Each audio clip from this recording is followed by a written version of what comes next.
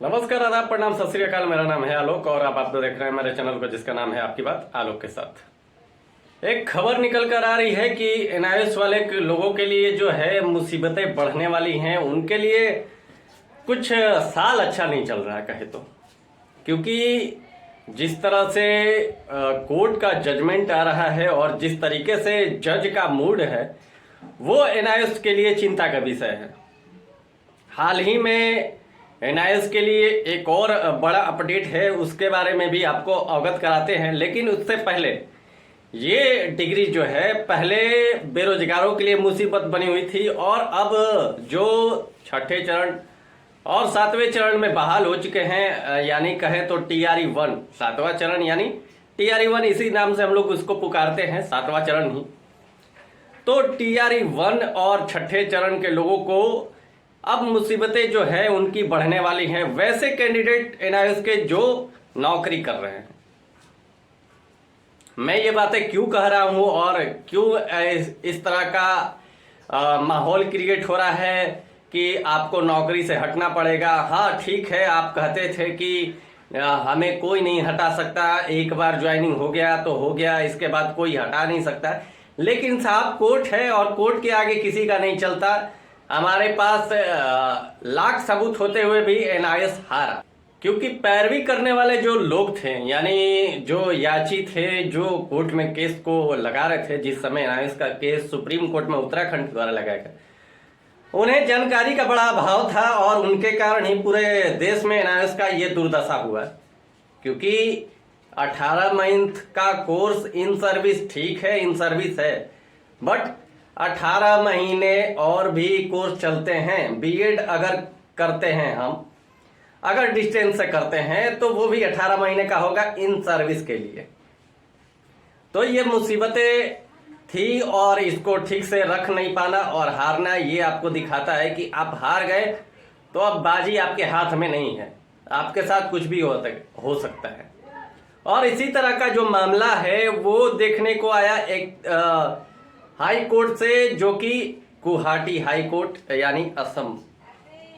तो असम में जो है एक केस लगाया गया और वहां पे ये कहा गया कि ये एनआईएस के जो कैंडिडेट हैं ये नौकरी के लिए जो है एलिजिबल नहीं है, क्योंकि सुप्रीम कोर्ट ने माना है कि डीलेट जो है वो 24 मंथ का चाहिए और आप जो हैं वो 18 मंथ के हैं।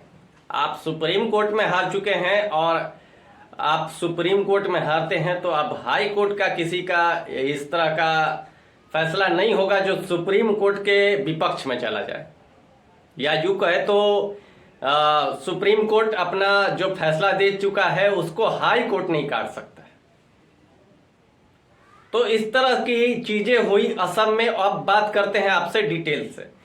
असम में जो है एक केस लगाया गया और वहां पे एनआईएस के कैंडिडेट को जो है अनएलिजिबल बताया गया और वहां के जज महोदय को दिखाया गया ऑर्डर जो सुप्रीम कोर्ट का था कि नॉट करेक्ट इन लॉ, यानी कानून पे ये सही नहीं ठहरता है जजमेंट और ये कोर्स। तो इस तरह की चीजें जो है वो उत्तराखंड के कारण हुई है और उत्तराखंड के लोगों को कहा जाता है कि जब आपके पास जानकारी नहीं होती तो किसी चीज को लड़ने से पहले उसके बारे में जान लेना जरूरी होता है। ओवर कॉन्फिडेंस कभी कभी डुबा देता है और उसी ओवर कॉन्फिडेंस के कारण उत्तराखंड वालों ने ऐसा डुबाया कि अब मुसीबत जो है नौकरी वाले लोगों पर भी आ गई है। और असम में जज महोदय ने अभी मौखिक रूप से, ऑर्डर भी इसका जल्द आएगा, लेकिन अभी मौखिक रूप से जज साहब ने यही कहा है कि अगर ये कोर्स एलिजिबल नहीं है तो ये पढ़ाने वाले कैसे।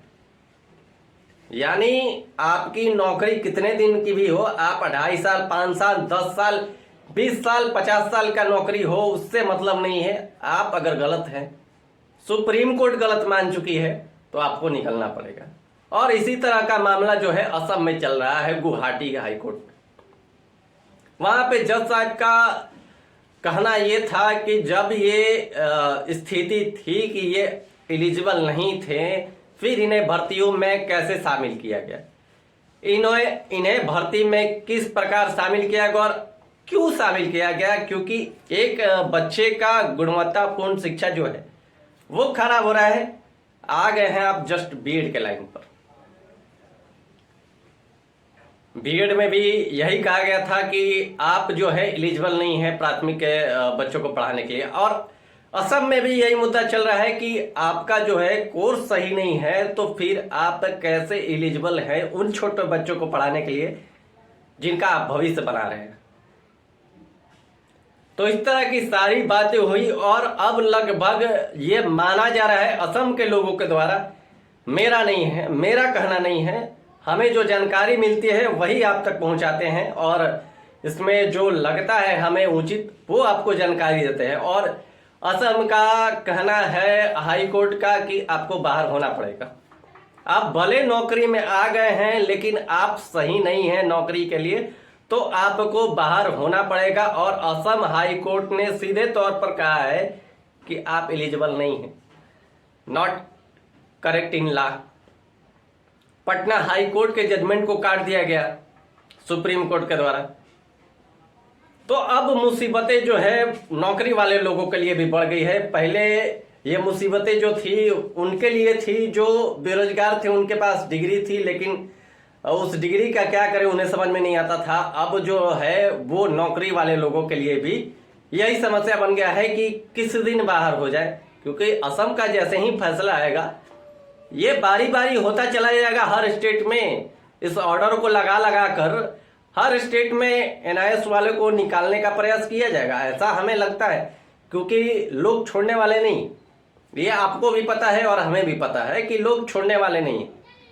अब आपके पास नौकरी वाले लोगों के लिए रास्ता सिर्फ यही है कि आप सुप्रीम कोर्ट में मजबूत पैरवी करें। बिना पैरवी के भैया आपका काम चलने वाला नहीं है। अगर आप इस बार हारे तो समझ लीजिए कि चले जाएंगे नौकरी छोड़कर घर पर, और अब जान झोंक कर लड़ना पड़ेगा इस लड़ाई को। बेरोजगारों से ज्यादा चिंता अब आपको होगी, क्योंकि आपकी नौकरी जो है दांव पर लग चुकी है। बेरोजगार तो ठीक है, उसके पास अगला ऑप्शन है वो रेगुलर से कर लेगा, लेकिन आप नौकरी में रहते हुए रेगुलर से कैसे कर पाएंगे, ये बड़ा सवाल है आपके लिए। और अब नौकरी जाने तक की जो है कयास लगाए जा रहे हैं। तो इस तरह की तमाम खबरें जो हैं एनआईएस वाले के लिए अच्छा नहीं है, बल्कि बहुत ही बुरा संकेत है कि इस तरह की चीजें हाई कोर्ट में चलने लगी हैं। और हाई कोर्ट में जब चलने लगी है तो वो हर जगह पे जाएगा, चाहे वो जहां भी हो एनआईएस के कैंडिडेट वहां जजमेंट लगाकर निकालने का प्रयास किया जाएगा। हाँ, इसमें दांव पे चला जाएगा, लेकिन डिग्री वैलिड कराना इनके लिए अब जरूरी हो चुका है।